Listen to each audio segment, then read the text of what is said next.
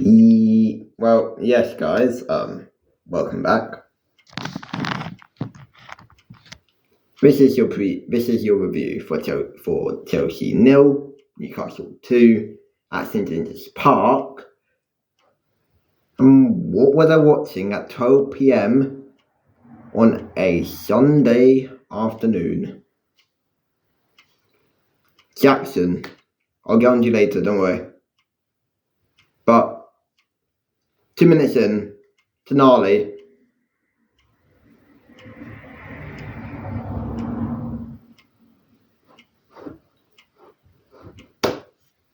Slots it the opposite direction of where Sanchez was diving. People might blame Lavia. But I also don't think Lavia was expecting a pass from Cobham centre-back itself, Chalobah. I don't think Lavia wanted that pass. If Chalobah chucked it forward, that wouldn't have been a goal, by the way. So I'm blaming Chalobah for the poor passing option. He should have chucked it. That wouldn't have went in, by the way. Nicholas Jackson, 37th minute-ish. Red card. Looks at the player, has no intent of getting the ball, and goes, yep. Red card, serious foul play. He'll miss three matches. Man United, Forest, and whoever we play rest of next season. 3 Premier League matches, not Conference League, Premier League matches. That will not be overturned with an appeal, by the way, because that is serious foul play. I can't even defend him. That's good officiating. Went to the monitor and backs his decision of a red card. I don't even think he made the decision to be a red card, but he went to a monitor. Red card, down 10 men. Second half, we came out a lot better, but we still wasn't great. It was better, though, than that tackle shit first half. And we had opportunities. We had Palmer shoot from 25 to 30 yards out. Saved. We had Kukurea shoot from just on the edge of the box. Saved. We had Reece James in the 88th minute. Header. Went over. We had a lot, like 2 or 3 more opportunities. Saved. Where do we go from here? Bruno Guimaraes shoots. Okay, 2 passes after a free kick was taken. Dan Burns to Bruno. Bruno takes the shot. It takes the deflection. Top right hand corner. Robert Sanchez isn't to blame for that goal, by the way. Poor marking. And the awareness of the players as well.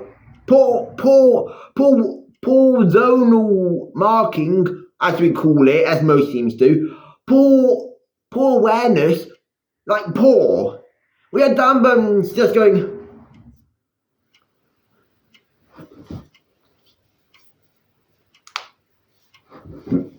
really?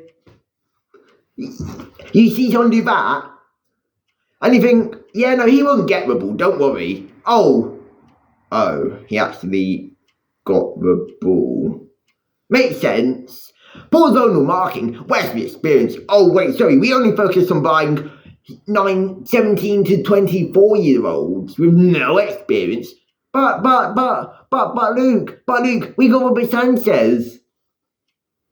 But Luke, we got Toshin. Oh, but Luke, we got Reece James. Oh, Luke, we got Kukurea.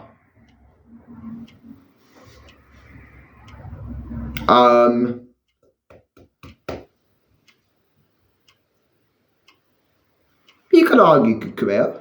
Reece James. Nah, not with experience, bro. Not actual good experience. In my Premier League experience, Reece James is good, yes. But not actual winning, not actual good experience. Kukurea is good, yes. But not Robert Sanchez, not Toshin. Nah, they're not our level. Well, if we even have that standard anymore from 21-22. Well, I mean, really,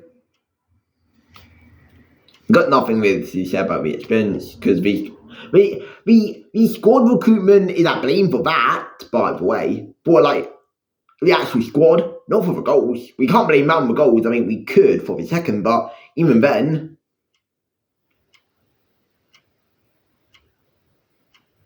Like, what do we even do? Like, what would it take for Maresca to go, so I can see this isn't really working. How about we tweak a few things? How about we have wing backs? A 3-4-3, as I was yelling out on Twitter for, a 3-4-3. Have your 3 centre backs, your 4 midfielders with 2 of them being wide players, what can also be wing backs, what can be the full backs as well, so it's more like a 5-2-3.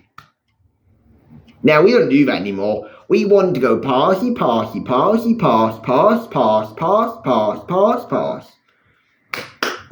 If possession could win you football matches, we win the Premier League. But guess what, Maresca, it does not win you football matches. Possession just means they dominated the ball. Then you have Maresca in and say, well, this was on the players, not Maresca. Who sets us up to play this way? Oh, yeah, the manager. But also have to blame the sporting directors, the ownership, for wanting a possession-based manager. They should have known it wouldn't have suited our players. Transitional, counter-attacking football suits us. We have wingers who do that, who can play that way. Madueke, Pedro Neto, Tyreek George. I bet you, in a 5-2-3 formation, where it's more deep than high in terms of the defensive block, we could win more games than we are right now. That's now 5 wins in the last, I don't know how many, but we've lost more than needed. Now we have to rely on other teams to drop points or win games. For example, we need Leicester to beat Forest. You really think that's going to happen? And then we have to go into Friday's game against guess who? Man United. Preview out for that on Thursday, by the way. Or Wednesday. One of the two. And go, oh wait, we need to win this game. We need to wake up. We can't be playing how we did at St. James's Park. We have to wake up. We have to play good football. We probably will, to be fair, as it's at Stamford Bridge, at home, not in Tyneside. But what if we put in the same City performance as used from the first half? Well, cooked. Because on any given day, Man United can play good, okay? Regardless of their league position, they still have the chance to put their better performance than we have within the past few months. Yes, we have played good for the last 5 games. 2 are Jurgen, 1 is Everton, 1 is a B-team Liverpool side. I respect the Liverpools, okay, but they were kind of drunk. Everton, they played decent, actually. They weren't even that bad. And Jurgen didn't make it easy for us. Still not the greatest side ever, but we still won. Them 2 games, 1 second, I need to switch because my phone's about to run out. But because I do not decide to film in charts before I film. So there we are. But at the end of the day, I'm confident against Man United, but Forest away? Heck, they'll be sitting the nastiest low block. Nastiest. We'll probably get 70% of the ball, get a draw, and go out of UCL football. And if it happens, by the way, I will be...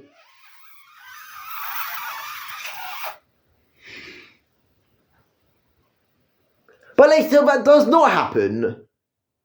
Because we need UCL football. We need it.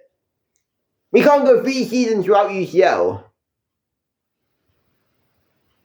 3 seasons without UCL. We can't. We can't go into next season with Europa League, Conference League. We need Champions League. And for the love of God, we better beat Man United on Friday night, by the way. Better. I don't want any excuses.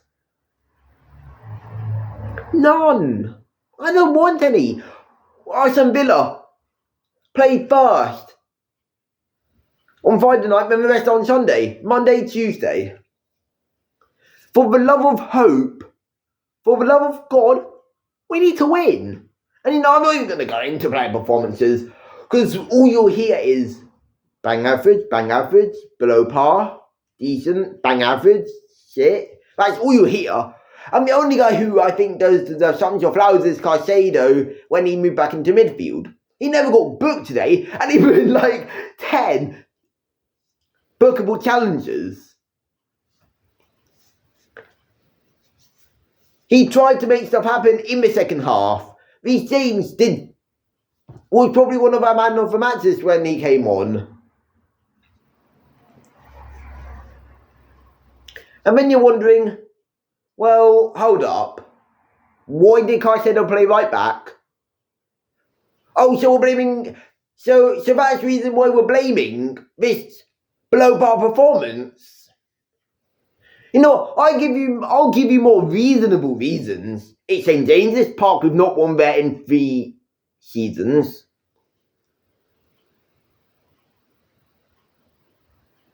That's one. The other one is the fact that it's Newcastle away. The atmosphere. That's 2. Probably the same as 1, but we count as 2. Third is the players didn't wake up today. I wonder if one was still dreaming about whatever. I wonder if one was still dreaming about those UCL nights under the lights, or this summer vacations they're going to have before the Club World Cup, or the amount of Kentucky Fried Chicken they'll be able to eat. Not the football. Did we even wake up? Did half of the players even come out of bed today? Being serious, did they? I don't know. We can't keep inverting everything. We had no inverting second half because we had 10 men. But we had actual wing backs. Like just keeping width. And we played better than having an inverted midfielder. Like, it was kind of wing back, kind of not. We had one wing back, then one be a back 3. And then you had... Like, this is obviously on the ball, by the way. Like... We played better when there's no inverting. And Forest nearly went 1-0 up whilst filming this. But I'm confused. How is it Caicedo playing at right back's fault? How's that the reason? It's one player. And even when he moved into midfield, we were still bang average. We didn't even win the game. We didn't score. We conceded again. So tell me, how is Caicedo right back the issue here? I know it's a much nice position, but look at him at Brighton. Played right back on multiple occasions, by the way. Oh, but because we lost, it's your Maresca's fault for doing that. Oh, never knew we won 5 on the top with that, because David's back. Well, 3 of the Premier League games at least. 2 or 3 of the Premier League games. Caicedo right back. We won. And I'm pretty sure we've actually never lost a game where Caicedo wasn't batting from right back till today. Whose fault is that? Maresca sees something's working. Of course he's going to do it again. It's called consistency. If you're unhappy about these things, the not 100% fit right back is on the bench against a physical Newcastle side, then God forbid, I don't know what you're wishing for. He'd get injured if he played 90 minutes, 80 minutes. He'd get injured. He'd probably be out for months. So I don't blame Maresca. That's not his fault. He does something that works. And he changed slightly when it didn't near the end because Newcastle were exploiting that. Fair play. Nearly won it again. Chris Wood with the header over the bar. But we need to just relax. It isn't Caicedo playing a right back. That's not the issue. The issue is there's no... What's the word? There's no proactive tactical changes after each game, or if this didn't work, we could go to this, we could have attacking wing backs, we could go 5-3-2. Now, we don't do that. Or a 5-4-1. Or with 2 cams, 2 8s, or 2 6s. We don't even do that. So, meh. We're being exploited quite easily. And it's Newcastle. We can't even match their press. So it's not Caicedo playing a right back. That's not the issue. We just played poorly today. If this was at home, we win this game. And we wouldn't be here any of for crying. And if I'm not mistaken, I think Caicedo played that right back, inverting into midfield that game too. Or was it Villa? I know Caicedo did in one of those 2 games. But yeah, I'm going to end off here because I need to do stuff. So, I can't keep this long. 17-minute review, sorry. That's long enough. And just to remind you guys about your Man United vs Chelsea preview will be out Wednesday or Thursday. Don't worry. Hope you guys did enjoy. Like, subscribe, turn on post notifications, and peace!